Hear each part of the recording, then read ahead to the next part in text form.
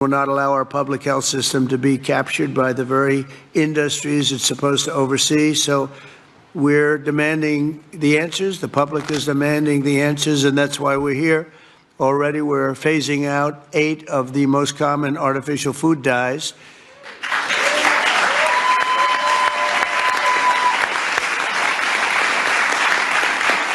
And we ended the most serious conflicts of interest at the FDA. We had a lot of conflicts over there. Earlier this week, we approved a SNAP waiver request from Nebraska so they can stop taxpayer dollars from being used to make our children obese.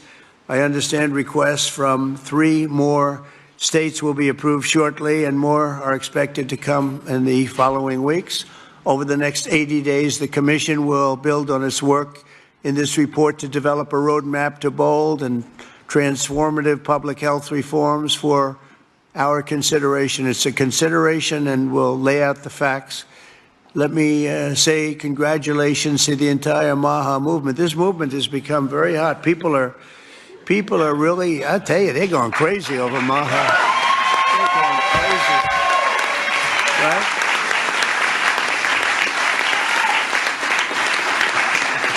And I look forward to continuing the historic progress. And I will say this whole group, this whole table, they're very, I use a word that's, because it's a beautiful word, actually. The Democrats took it and they used it instead of the word liberal. They used the word progressive. And normally I'd say you're very progressive, meaning you're far. They're not progressive. You are progressive. They shouldn't be allowed to use that word. And so therefore I'm not going to use it to describe you, but you are far forward thinkers. You're amazing thinkers, and we appreciate having you. It's this tremendous talent around this table, the most respected people anywhere in the world, actually. And I've been a fan of Bobby for years. He came up to see me 13, 14, 15 years ago, I remember, and he left. And I made a couple of the statements that he made because I agreed with the same thing, and we both went through hell. Do you remember that? It was a massive, but you know what? We turned out to be right. It was sort of interesting. But I've been a friend of Bobby, and he's been a foe, too. He's tried to stop a couple of my jobs. In one case, he did stop a job, and I was really angry. And then about 4 months later, we went into like a depression. And I saved a hell of a lot of money by the fact that you stopped it. You're welcome. So I never minded. I always said, thank you very much for stopping that big job I was going to do. But he's a fantastic guy, and Bobby, we're with you all the way. And your beautiful wife is right sitting in the front row, and she's always been right there with you. And, it was very interesting. When Bobby came, I really wanted Bobby to join, and he was doing very well as a candidate, really well. He was being treated very unfairly by the other side, but he was doing so well that they treated you unfairly. They had no choice. I think they said, in order to qualify, Newt, you had to have 80% of the vote. Okay, do you remember that deal? You had to have 80% of the vote in order to qualify to run against Joe Biden. And Bobby thought that was a little unfair, and that was about it. And he came on board, and we got very lucky. But you really helped, and I want to thank you very much, really. We're with you all the way.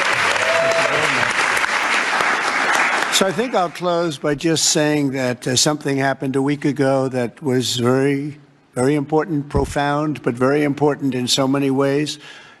For years, I noticed that other countries paid much less for drugs and pharmaceuticals than we did. But I don't mean 2% less or 10%, which would be good, but I don't mean 20 or 25 or 30%.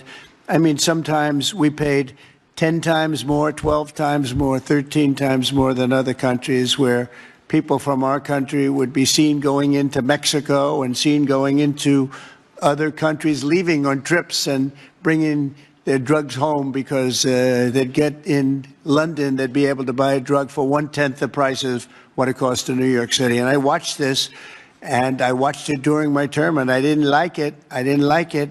And it's a very complex system, but, we're smart also, maybe much smarter than they are. And at some point, we had to figure out, and I heard it was the middleman. Nobody told me who the middleman was. Nobody knew who the middleman was. Nobody ever heard. All I heard is the middleman. I said, they've got to be the richest people in the world, whoever they are. We don't even know if there is a middleman. All I know is that the drugs were 10 times higher, and sometimes more than that. And I really got into it over the last year, and I figured the whole system out. And for various and sundry reasons, the United States of America was being screwed, and we were being taken advantage of and being laughed at for years and years. And I said, it's not going to happen anymore. And I brought a great gentleman, the head of Eli Lilly, in, who's great. He really is. He's great. He's done a fantastic job, and others also of the companies. And I'd have it out with him. I had debates with him, actually, and pretty much it was a debate that was impossible to lose. You had to be a real bad debater to lose that debate, because they couldn't justify it. They tried to say, well, you know, we pay for research and development, and the United States has agreed to pay for 100%. I said, why? Why are we paying? And by the way, that wasn't even the number, because it's still way too high if you took all the research and development. But you have other countries that are a lot more vicious than us in terms of their representatives. And they'd set a price for a drug, and they'd say, tell the United States to pay for the rest. We were subsidizing the whole world. And I said, we're not going to do that anymore. We've been a laughing stock for so many years. The last 4 years, we've been a laughing stock. I said it. We're a laughing stock, and now we're the most respected, and we're the hottest country in the world. We're going to remain that way. We're going to do that with drug costs, too. And so I said, I'm going to do something that's a very unpopular thing to do with a small number of people, mainly the people that own the drug companies and others. And I'm not even blaming them. They were able to get away with it. But it was really other nations that took advantage of us, because the drug companies were under their thumb. And they would say, this is what I'm going to pay. And the European Union was right at the top of the list. Let me tell you, we're going to pay $20 for this, and we're not going to pay any more. And America would pay $240 for the same thing that they're paying $20. They said, tell America to pay for the rest. And for years, they went along aimlessly, and they did it.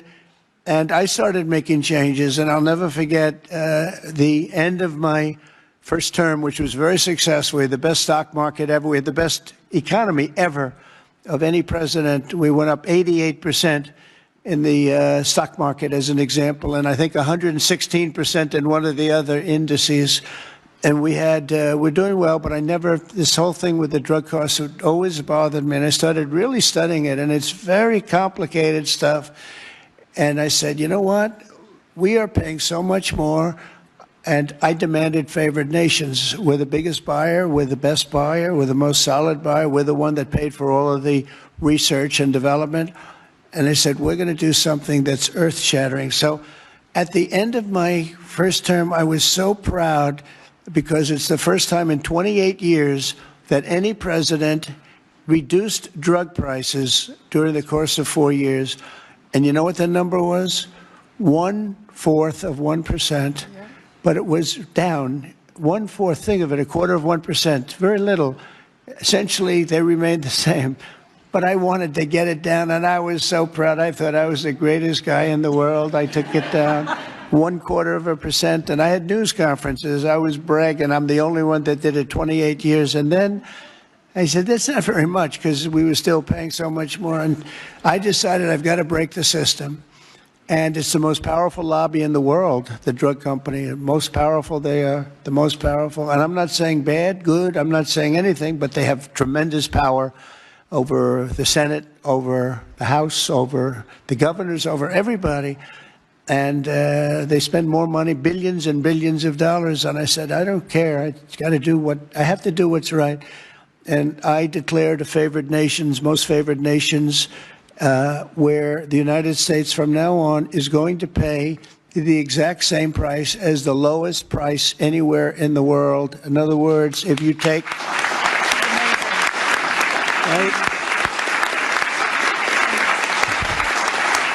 In other words, if you take the country that's paying, and let's say in a certain part of, there may be some country out there that pays a little bit less for very good reasons because of the fact, a thing called poverty or whatever. But we take the lowest country, say European Union countries as a whole, that would be fine.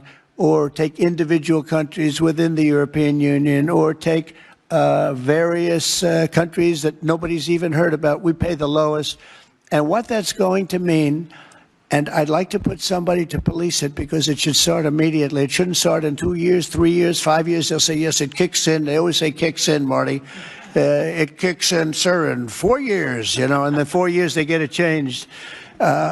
It should mean, so remember I told you I was happy with 1/4%.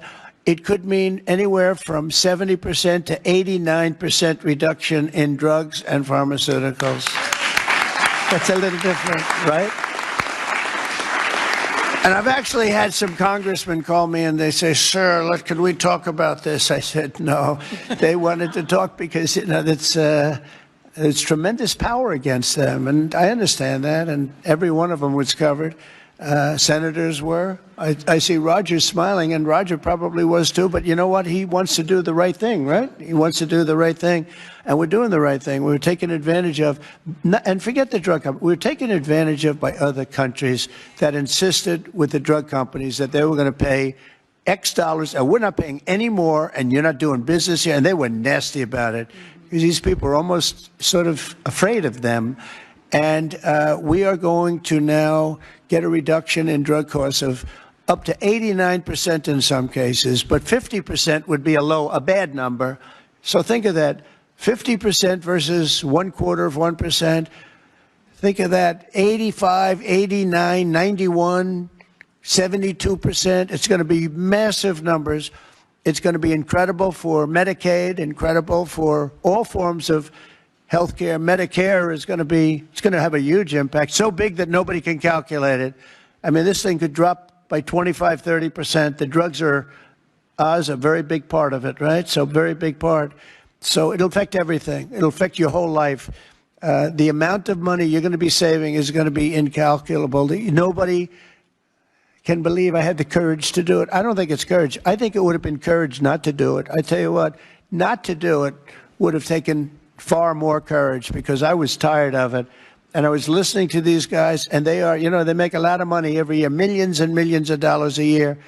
And I agree, because at the beginning, because of the complexity, you'd walk out of a room, you'd hear them talking, and, they almost convince you that it's a great system, it's a wonderful system, even though we were paying 10 times more. That's why they make $30 million a year, because they were good, but not any longer. And one of them just threw up his hands after I was just pounding on him. He said, I can't do it anymore. It's the hardest thing I have to do is trying to justify this damn thing. I can't do it anymore. One of the biggest companies, I just can't do it anymore. You're right. And as soon as he said that, that was like incredible, because I understood exactly he couldn't do it. He said it's the hardest thing he had to do is trying to justify why we're paying $200 for something and somebody else is paying $12. That is a neighboring country. Take Canada. I mean, people go up to Canada to shop because the prices are so much less, and it's not going to happen anymore. So we're going to take the lowest country anywhere in the world, and that's what we're going to be paying, and we'll be saving from 50 to 89%. And these are big, these are tremendous numbers. There's not going to be anything where we're paying 10 times more than somebody else. And one thing that is very important, and it's got to be implemented, it's done. I've done the order, it's done. But we have to get somebody that's got a lot of strength and a lot of power, because you have to implement it, because these countries are going to go down fighting. They don't want this to happen because they're going to go up. Now, there are many more people involved in the world than there are here.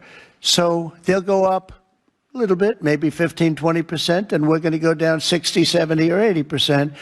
But they will fight the drug companies. The drug companies are very worried that they're going to fight, and that's okay. If they fight, we'll just say, that's okay. We are not going to let you sell any more cars into the United States, or we're not going to let you sell any more wine or liquor or alcohol or something that's actually much more important to them than the drugs. And we're going to be able to force that issue if we need to. They should do it.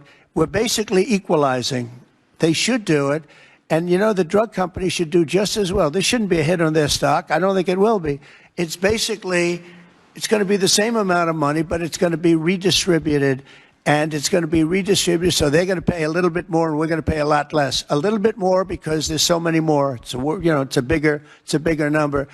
And so, Bobby, I'd like to ask you and Dr. Oz and Marty, perhaps, and Jay, and maybe representing the world's politicians, I can ask Roger, who's so great with this whole subject. if you would be very, very tough and very, very powerful in a sense. It's not easy. You know, you're going to have to get this done. The drug companies are going to say, well, they won't do it, and maybe they won't. And if they don't do it, we're going to not do business with that country or those countries. But we're going to have to be very tough until it's totally stabilized and equalized. And Oz, I mean, I see your eyes are gleaming because you've been talking about this for a long time, but you've never had anyone willing to do it. But I'm willing to do it. And I think it's going to go down as one of the most important things we've ever done because drug costs are going down. Think of it. Then every year for 21 years, the costs have gone up. And now they're going down maybe by 85, 80. I'm telling you, 89% in 2 instances, 89% cut. Nobody's ever seen anything like it. So I'd like to ask Oz in particular, because you and I know each other. He's a very tough hombre, this one. He's tough as hell. And so if you can lead the group, and it's not going to be easy. You're going to have to get in and you're going to have to fight. If you do it, you can have within a period of weeks, you can have drug costs that drop like a rock, okay? So you as a group, I have great confidence. And if you don't do it, I am firing every single one of you.